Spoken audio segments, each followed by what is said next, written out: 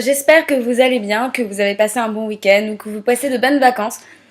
En tout cas, moi aujourd'hui je vous retrouve donc pour les deux scans qui sont sortis aujourd'hui, donc ceux de Fairy Tail. Donc chapitre 431 et 432 puisqu'on continue le marathon.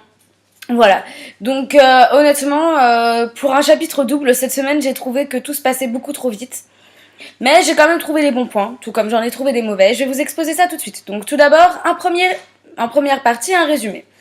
Donc voilà, on voit la team la plus puissante de Fairy Tail qui débarque, qui défonce tout sur son passage, qui défonce tout le monde, vraiment tout le monde. Et puis après, ça y est, pop là, bah ça y est, c'est fini. Ça y est, il reste plus qu'une seule personne, c'est le prêtre Harlock du coup. C'est le seul qui reste à vaincre. Donc voilà, c'est allé très très très rapidement. Enfin, je veux dire, 40 pages pour ça, c'est à la fois long et à la fois très rapide. Enfin bon, on savait très bien que les adorateurs, enfin les fidèles d'Avatar, c'était que du menu frottin et qu'on s'en débarrasserait très rapidement. Mais pour Braya, pour Jérôme, je ne pensais pas, honnêtement. Mais ça, je vous en parlerai dans les mauvais points. Pour commencer, les bons points du chapitre. Alors tout d'abord, je trouve ça cool, vraiment, ce qui m'a plu, c'est que ça y est, enfin, mais vraiment, ça y est, on peut voir Lucie se battre réellement. Donc déjà, par rapport à ce qu'avait avant... elle avait utilisé la magie de Virgo, mais bien évidemment, Virgo n'a pas une magie qui est très offensive, c'est plutôt une magie d'utilité. Elle arrive à creuser des trous profondément dans le sol, voilà, point barre. Ensuite, pour Léo, elle avait réussi à utiliser le Régulus, son Régulus Ki, qui était plus une blague qu'autre chose à mon avis. Mais bon, dans tous les cas, voilà, c'était très rapide, enfin, il n'y avait pas vraiment de combat, elle avait juste envoyé valser un ennemi. Tandis que là, non, Lucie ne rigole plus, Lucie a carrément... j'allais dire perdu les pédales, mais non. Avec son Earthwave, enfin c'est juste super, vraiment. Je trouve ça génial qu'on voit Lucie réussir à se battre avec une telle puissance. Enfin, je veux dire, Taurus est l'un de ses esprits les plus forts, certes. Et puis c'est un de ces esprits qui a pour magie une magie vraiment uniquement basée sur la force. Je veux dire, il se sert de sa... J'ai oublié le nom de ce truc. Bon, on va dire sa hache. Oui, on va dire qu'il se sert de sa hache. Voilà, et qu'il est très fort physiquement. Je veux dire, sa musculature reflète sa puissance. Voilà, enfin bref. En tout cas, voilà, j'ai trouvé ça cool qu'on voit Lucie se battre enfin. Et puis, bon, elle a réussi à battre Marie très facilement. Alors que Marie elle-même lui avait envoyé une magie plutôt pitoyable. Bref, je vous en parlerai plus tard. Autre point positif, je trouve ça super cool qu'on puisse voir Erza... enfin en mode voilà, comme elle a toujours été jusqu'à présent, une femme de caractère, une femme plutôt badass. Enfin voilà, franchement je trouve ça super cool, vraiment. C'est un autre aspect positif que je trouve à ce double chapitre. Voilà, je mets les deux en un seul en fait, puisqu'ils sont vraiment la continuité l'un de l'autre. Également la phrase qu'elle sort à Jérôme juste avant de le battre. Enfin, c'est un peu con, mais ça m'a fait un peu penser à ce genre d'action qu'on retrouve dans Samurai Deeper Kyo, ou même dans d'autres mangas, quand le héros dit tu pensais vraiment pouvoir me battre comme ça? Mais regarde-toi, je t'ai déjà battu. Et là, l'autre mec se regarde et dit mais comment? À quel moment a-t-il pu me toucher? Je n'ai rien senti passer. Enfin voilà. On voit Erza qui est comme ça et à sortir donc sa phrase super classe lorsque Jérôme lui dit mon épée corrode tout ce qu'elle touche. C'est une épée sombre. Erza le regarde. Elle le regarde, et à ce moment-là, elle lui dit donc la fameuse phrase qui est donc en rapport avec ce chapitre. Elle lui dit donc mon épée. Quelle est la phrase exacte? Autant pour moi, je l'ai perdue. Mon épée. Enfin bon, en gros, elle lui dit mon épée a réussi à te toucher avant même que tu aies pu t'en rendre compte. Voilà. Phrase plutôt classe. Vraiment, plutôt classe. Autre bon aspect, c'est qu'on peut voir tous les personnages de liste, qui sont présents à ce moment-là, tous les personnages principaux, donc ceux de Fairy Tail, être à ce moment-là au maximum de leur forme et à montrer le maximum de leur puissance. On a donc d'ailleurs le retour de Wendy avec son Sky Dragon's Wave Wine, traduction anglaise, donc les ailes du dragon céleste, je ne me rappelle plus exactement ce que ça donne en japonais. Bref, peu importe. Voilà, avec sa superbe bourrasque, enfin carrément une tornade qui est énorme, enfin vraiment c'est super, j'adore, voilà, Wendy qui passe enfin à l'offensive. Bon, bien évidemment, elle a aussi ce super pouvoir de pouvoir guérir les gens, ce que je trouve magnifique. Bon, on a un peu de Carla qui se bat, bien évidemment, Happy ne fait toujours rien. Voilà, c'est plutôt cool. Greg qui arrive juste en montrant quelqu'un du doigt ou en claquant des doigts, pam, ça y est, la personne est emprisonnée dans la glace, ça se fait super rapidement. Donc c'est plutôt cool aussi comme technique. Autre bon point, et pas des moindres, bien évidemment, je garde le meilleur pour la fin comme j'en ai l'habitude. C'est le fait que lorsque Jubia doit se battre avec Grey, enfin se battre, tous les deux se battre contre les ennemis. À ce moment-là, j'ai bien aimé le fait que, bon, déjà que Grey lui dise, bon, voilà, je suis vraiment désolée, mais les explications viendront plus tard. Pour l'instant, et Jubia lui dit, je comprends. Grey passe en mode super offensive, enlève ses vêtements, donc comme à son habitude, ça fait plaisir de revoir ça.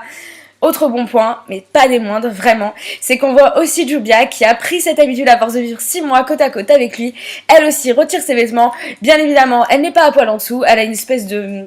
je sais pas, je dirais une sorte de body. Enfin voilà, en tout cas c'est super classe, leur attaque combinée comme ça, voilà, on l'attendait. Et je trouve ça sympa, vraiment, c'est super. Encore une fois, encore un élément que je trouve sympa, c'est le fait... Oups là. Autre élément que je trouve sympa, donc, c'est le fait que je vais y arriver, vous en faites pas. Je perds la mémoire. Oui, voilà, c'est le fait que je m'inquiétais un petit peu par rapport à la raison qui aurait amené Wendy et Jubia jusqu'ici, puisqu'elles ne sont pas censées savoir où était cette ville qu'allait attaquer Avatar. Bon, voilà, on a une petite explication rapide, mais qui nous suffit.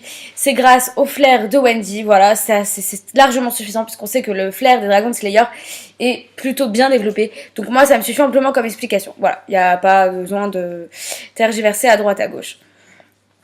Encore un petit bon point, voilà, qui est plutôt la touche comique ici, c'est le fait que Jubia réapparaisse de manière à...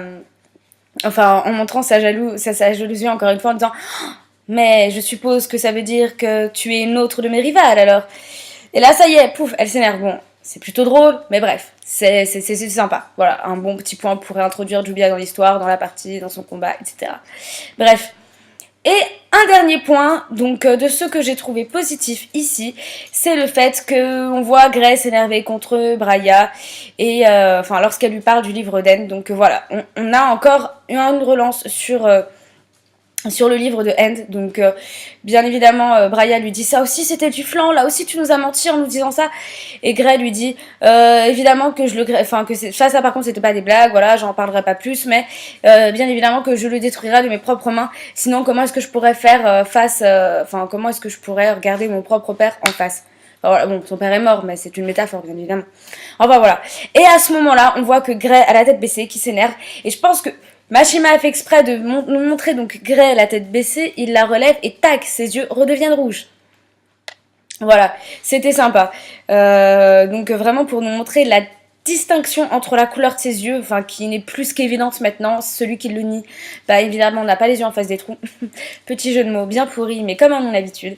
Alors voilà, en tout cas ce qui est plutôt cool, c'est vraiment de constater que chacun a fait des progrès, qu'on puisse les voir là officiellement, enfin, surtout pour Lucy, bien évidemment.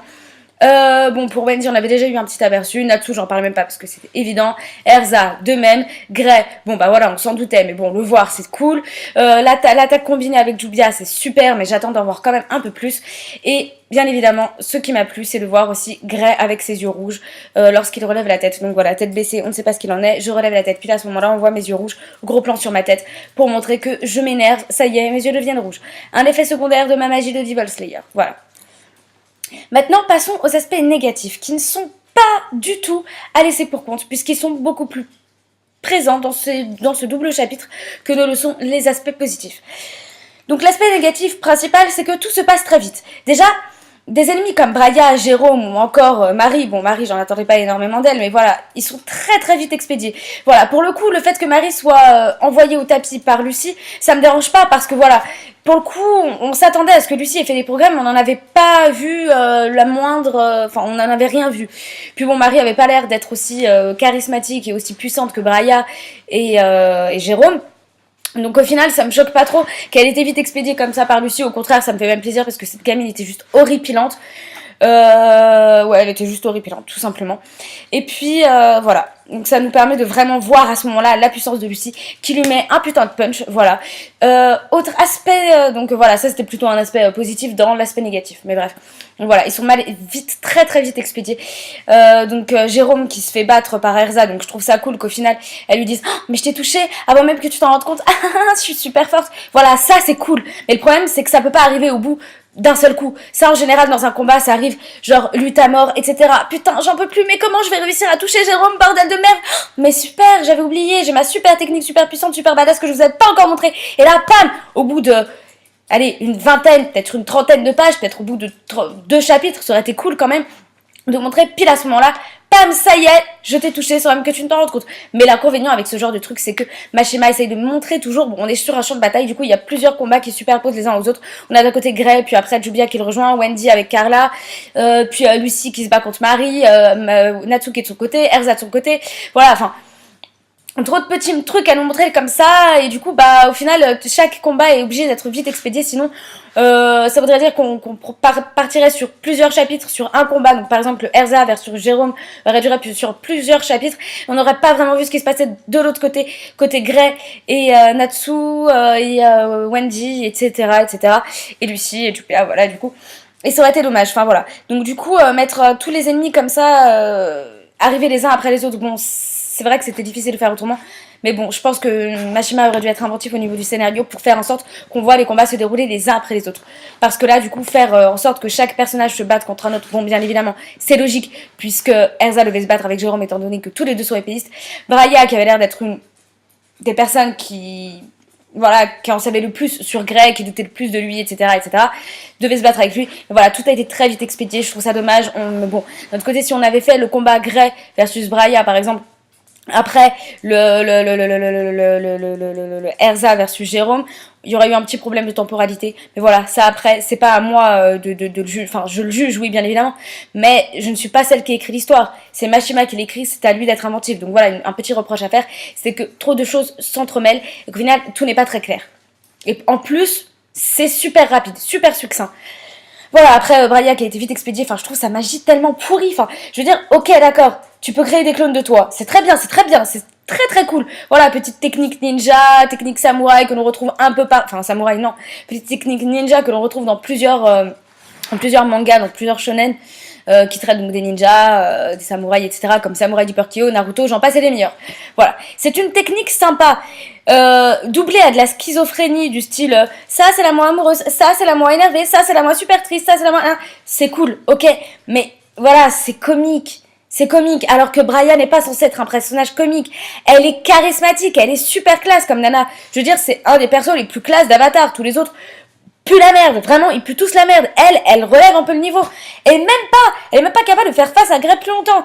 Bon, Jubia qui l'envoie valser l'un de ses doubles, le double amoureux, de manière comique, ok, c'est cool, c'est drôle. Franchement, là, pas de problème. Mais après que Grey, pam, tac, je claque des doigts, Braya est tout d'un coup submergée, enfin... et tout d'un coup gelé tout simplement, je trouve ça un peu nul. Enfin voilà, ça aurait été cool qu'à ce moment-là il y a un autre de ces doubles qui apparaisse et qui brise la glace ou je sais pas, un truc, mais là c'est trop vite expédié, enfin c'est n'importe quoi. Et sinon bon bah voilà, c'est tout. Bon, le menu frottin ça me choque pas du tout qu'il ait été vite expédié comme ceci, vraiment pas. Autre aspect négatif que je trouve à l'histoire, c'est le fait que Wendy et Jubia réapparaissent comme ça, comme un cheveu sur la soupe. Aux dernières nouvelles, Wendy était en train d'essuyer la sueur des seins de Jubia. D'ailleurs, elle était en mode putain, mais elle a des gros seins alors que moi, oh là là. Enfin bref, Jubia n'était vraiment pas bien. Elle était fiévreuse. J'allais vous dire, elle était fiévreuse. Elle était fébrile, pardon. Jubia était très fébrile. Et là, d'un coup, paf, sans qu'on nous dise quoi que ce soit, elle est rétablie. Bon, ça aurait été cool qu'on voit par exemple Jubia dire je sens que Monsieur Grey ne va pas bien. Je vais essayer de faire l'effort de me réveiller. Wendy, je vais essayer de mettre toute ma magie pour te rétablir, mais après, je suis pas sûre de pouvoir être utile au combat. Donc là, on aurait dû faire un sacrifice entre les deux. Wendy, on l'avait déjà vu. Là, on devait voir Jubia réintroduit avec Grey, puisque là, c'était un peu le passage de Grey. Un combat qui se déroulerait, donc les méchants versus Grey et Jubia. Wendy aurait été laissée pour compte, complètement lessivée, tellement elle leur a mis de sa puissance pour sauver Jubia. Sauf que là, Wendy est en super forme. Non, il n'y a pas de problème. j'ai guéri Jubia, j'ai mis toute ma magie, ça s'est passé en 2-3 jours, mais à peine. Mais y a pas de problème, on est là toutes les deux, on est OP, on est badass, y a pas de problème. Bon voilà, je trouve ça un peu chaud. Puis bon, le fait que Jubia arrive comme ça, juste derrière Grey comme ça, vraiment comme un cheveu sur la soupe, je trouve ça nul. Ça aurait été mieux par exemple un truc du style, bon Grey est là avec la nana qui est là, ah ouais Grey nanani nanana, Jubia qui arrive quand même en mode une rivale amoureuse, mais de manière un peu plus badass. Genre, j'arrive, je la défonce, et là, ah, donc toi aussi tu es l'une de mes rivales amoureuses, genre une phrase super badass. Elle l'envoie valser, et à ce moment-là, elle dit « Je ne tolérerai qu'aucune de grâce à moi, je sais pas quoi », encore son truc de fangirl hystérique, un peu drôle, voilà, mais juste un peu, mais quand même que Jubia est une entrée en scène un peu plus badass, parce que là c'était pas top. C'était pas top du tout, bon, je suis un peu déçue. Voilà. Autre point que je trouve pas top du tout, enfin même plutôt dégueulasse, c'est la magie de Marie. Non mais sérieux, c'est quoi cette magie de chiasse, cette magie dégueulasse de gastro-entérologue? Non mais franchement, tu l'as sorti d'où ça? Honnêtement, sa magie, c'est de coller la gastro aux gens. Vraiment. Genre t'as la chiasse, tu vomis, non mais c'est dégueulasse. Mais c'est vraiment ignoble comme magie. Enfin, au point que ton cerveau explose. Enfin, certes, Lucie l'a envoyé balader très vite. Mais j'aurais bien aimé qu'elle l'envoie balader, mais de manière à ce que l'autre se relève et que Lucie lui en redonne encore, que l'autre se relève, que Lucie lui en donne encore.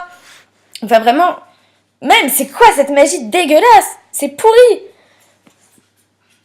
Oh non, je ne peux pas tolérer ça. Vraiment. Enfin, voilà. Donc, carrément dégoûtée, parce qu'au final, on retrouve des héros qui sont censés être...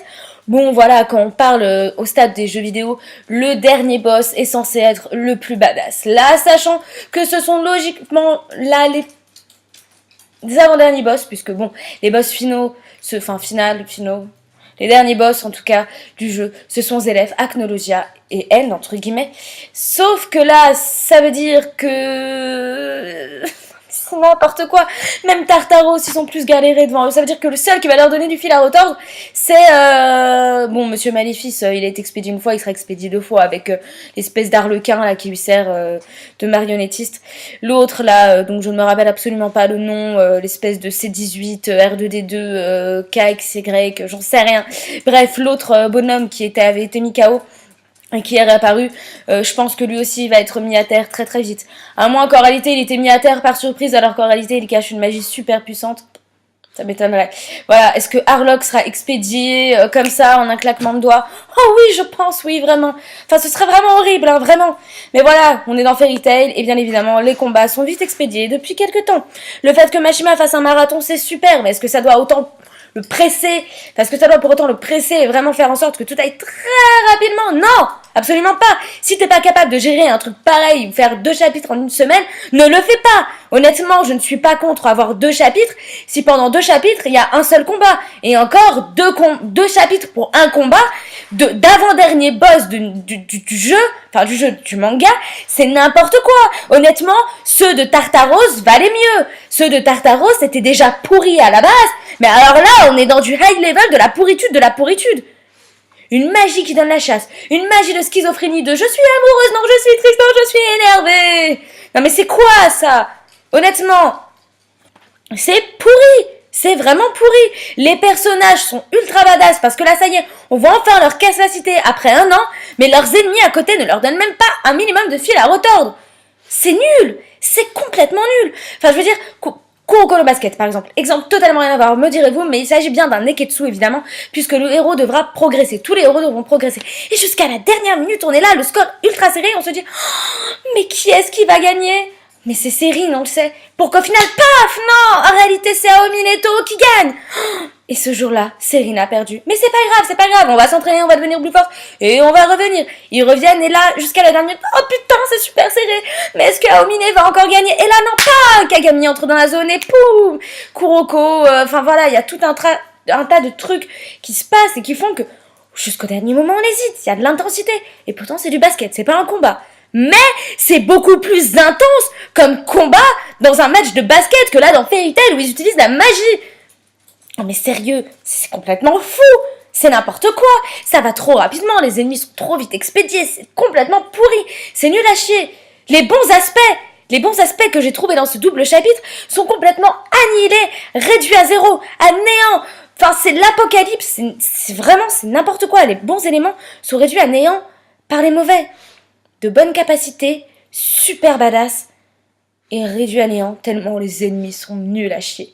Alors vous me direz-vous, c'est peut-être pour montrer à quel point le héros est surpuissant. Ok, pour Natsu, ça passe. Pour Lucie, à la rigueur, ça passe. Pour les autres, mais non, ça ne peut pas. Oh, voilà, je suis révoltée. Honnêtement, c'est nul. Enfin bon, autrement, si jamais ça vous intéresse, petite nouvelle, je vous annonce que j'irai... Putain, je dois être un peu... Je passe du coq à l'âne, là, quand même. Est-ce que je serais comme Braya, moi aussi? Ouh. Bref, peu importe. En tout cas... concernant, bon, je vais quand même conclure avec ça avant de vous donner ma super nouvelle. Concernant la suite des événements, déjà, j'ai trouvé que la phrase de mon épée de Erza était super badass, super cool, super génial. Juste mise dans un mauvais contexte. Tous les bons éléments sont complètement réduits à néant dans Fairy Tail par de mauvais éléments qui reprennent le dessus et annulent tout ce qui est bon. Donc ce chapitre, mon épée, était totalement justifié. Le réduire un peu plus longtemps, ça aurait été super. Autre élément qui est complètement con. Pourquoi le deuxième chapitre s'appelle Braya est amoureuse? Ça n'a aucun rapport, c'est juste un de ses doubles qui est amoureux et un double complètement minable. C'est complètement ridicule. Encore, ça serait appelé le retour de Jubia, le retour de la femme d'eau, de l'eau et de l'amour. Enfin, je sais pas, n'importe quoi, mais Braya est amoureuse, mais c'est pourri comme nom, bordel de merde. Je suis énervée. Enfin, en tout cas, en ce qui concerne le prochain chapitre, donc qui sera encore un chapitre double, le chapitre 433 s'appellera Ikusatsunagi. Je ne sais pas ce que c'est, si vous parlez japonais ou que vous savez ce que c'est, dans tous les cas, tenez-moi au courant parce que là, Ikusatsunagi, ça ne me dit absolument rien. Je sais que Negi veut dire poireau. Force à avoir regardé Negima. Reste un rapport? Non, bien évidemment que non, puisque là on parle de Nagi. Ikusatsunagi. Enfin bon, on sait que là... Attention, j'avais oublié de vous donner l'information la plus importante du chapitre. Ça y est, Harlock, là, va entrer en action. Et en plus de ça, eh ben, leur projet est presque achevé parce que là, ça y est, la Terre est en train de bouger. Donc ça annonce que la purification est proche. Mais ferme ta gueule, mec, ferme ta gueule. On parle de Fairy Tail, ils vont trouver un moyen d'expédier ça en 5 secondes. Un claquement de doigts, ça y est, c'est réglé. N'oublie pas, on est l'équipe la plus puissante, on est Fairy Tail. Bref, que dire de ça? Voilà, à suivre donc dans le prochain chapitre, le K133, Ikusatsunagi. Donc, petite nouvelle, autrement, voilà, je vous dis que la semaine qui arrive, enfin là, il y a Naruto de Last qui va sortir donc au cinéma en avant-première, j'irai le voir, et je vous ferai donc un retour sur le film. Voilà, j'irai le voir donc en salle, et bien évidemment, je ne paye pas pour aller le voir parce que je crois que j'ai des places gratuites, si je crois bien. En tout cas, voilà, j'irai le voir en avant-première et je vous ferai un retour dessus très bientôt. Voilà, donc j'espère que le... Non, je vais pas vous dire ça, j'allais vous dire j'espère que ce chapitre vous aura plu. Enfin bon, dites-moi ce que vous avez pensé, quels sont vos bons points, quels sont vos mauvais points. Et j'ai pas de questions à vous poser parce que là, si j'en avais une à vous poser, ça voudrait dire que j'aurais peut-être encore des doutes sur ce qui va se passer, sauf que là, je n'ai plus aucun doute. C'est en train de devenir un gros n'importe quoi.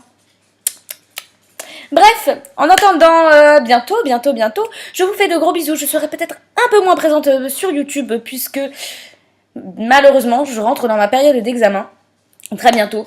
Dossier de 40 pages à rendre sur un rapport de stage. Dossier de 20 pages à rendre sur une enquête ethnologique. Voilà, enfin bref. Je vous passe les détails. Je suis en anthropologie, au cas ça pourrait vous intéresser. Bref, si vous en battez les couilles totalement, n'hésitez pas à me le dire aussi dans les commentaires, à vous abonner ou quoi que ce soit d'autre. Eh bien, moi, je vous dis à très bientôt. Bisous!